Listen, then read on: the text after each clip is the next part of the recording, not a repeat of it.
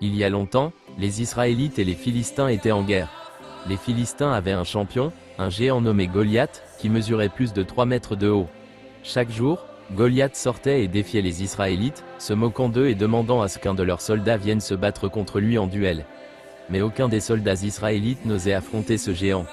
David, un jeune berger, était le plus jeune fils d'Isaïe.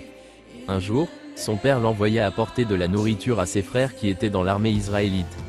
Quand David arriva au camp, il entendit les moqueries de Goliath. David fut indigné que personne n'ait le courage d'affronter le géant et décida de se porter volontaire pour le combat. Le roi Saül tenta de dissuader David, mais il était déterminé. David raconta comment il avait autrefois tué un lion et un ours pour protéger ses moutons, et il était convaincu que Dieu le protégerait contre Goliath.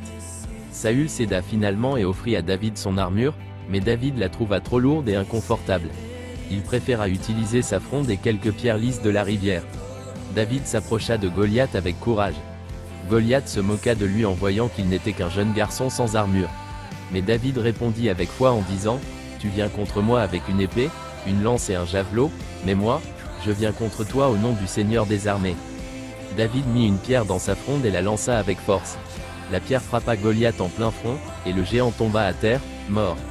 Les Philistins, voyant leur champion vaincu, s'enfuirent en panique. Les Israélites les poursuivirent et remportèrent la victoire.